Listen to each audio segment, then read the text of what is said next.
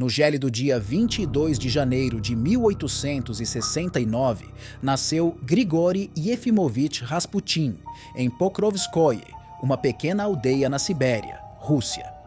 Filho de camponeses humildes, Rasputin cresceu imerso nas crenças e tradições da Igreja Ortodoxa Russa, uma fé que, mais tarde, moldaria seu destino e o transformaria em uma figura misteriosa e sinistra na história russa. A infância de Rasputin foi obscura e carente de detalhes registrados. Entretanto, desde jovem, ele demonstrou uma atração incomum pelo ocultismo e pelo misticismo. Aos 18 anos, Rasputin deixou sua aldeia natal em busca de iluminação espiritual. Viajou para o Monte Athos, na Grécia, um centro de espiritualidade ortodoxa, onde mergulhou profundamente nos ensinamentos religiosos.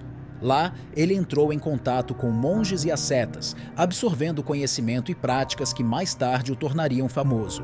Rasputin se autodenominava um starets, um líder espiritual, e suas habilidades de cura logo atraíram a atenção. Ele afirmava possuir dons místicos, incluindo a capacidade de curar doenças e prever o futuro.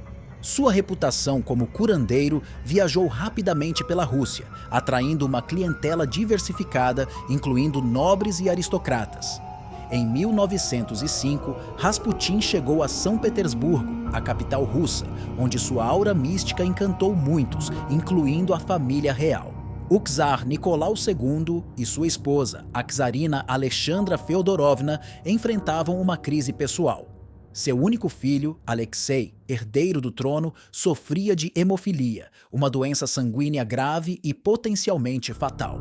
Rasputin, com sua aura de espiritualidade e poder de cura, rapidamente se tornou o confidente da czarina, oferecendo conselhos sobre a saúde de Alexei.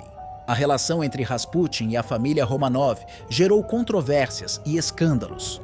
Enquanto ele afirmava que suas orações e rituais aliviavam o sofrimento de Alexei, sua presença na corte russa suscitou críticas e desconfiança. Muitos nobres viam Rasputin como uma influência negativa, acreditando que ele manipulava a czarina e, por extensão, o czar. A vida pessoal de Rasputin também estava envolta em mistério. Ele era conhecido por seu comportamento lascivo e seus excessos em festas hedonísticas. A mistura de sua vida dupla, um homem profundamente religioso e um festeiro despreocupado, apenas aumentou a aura de enigma que o cercava. O clímax da influência de Rasputin ocorreu em 1916. Em dezembro daquele ano, um grupo de nobres, temendo a influência do místico sobre a família real e a política russa, conspirou para assassinar Rasputin. Após uma tentativa fracassada de envenenamento, ele foi baleado, espancado e, finalmente, jogado no rio Neva. A autópsia revelou que, apesar dos ferimentos de bala, Rasputin morreu por afogamento, indicando que ele ainda estava vivo quando foi lançado na água. A morte de Rasputin não marcou o fim de sua influência na Rússia. Em 1917, a Revolução Russa eclodiu, levando à queda da dinastia Romanov e ao estabelecimento do governo comunista.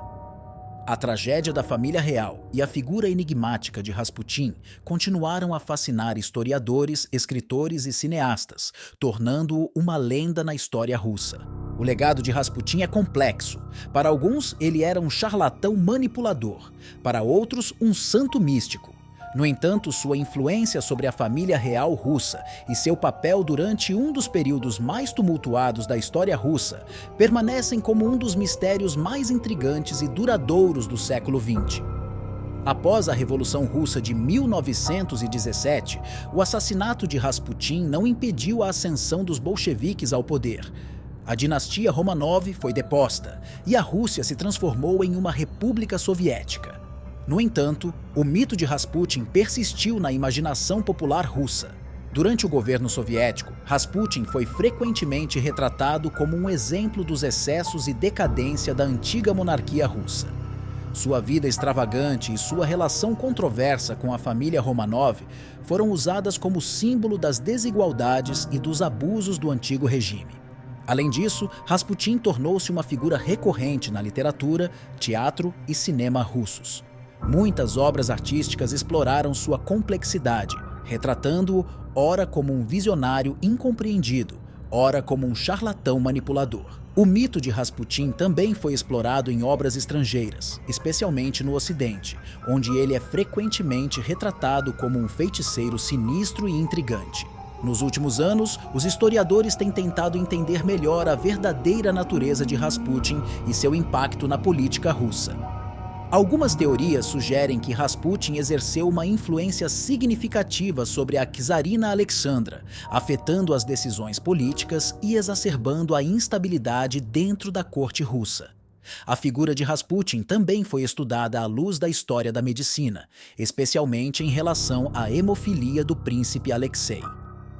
Algumas análises modernas sugerem que Rasputin pode ter aconselhado a czarina sobre métodos de tratamento que, de alguma forma, temporariamente aliviavam os sintomas do menino.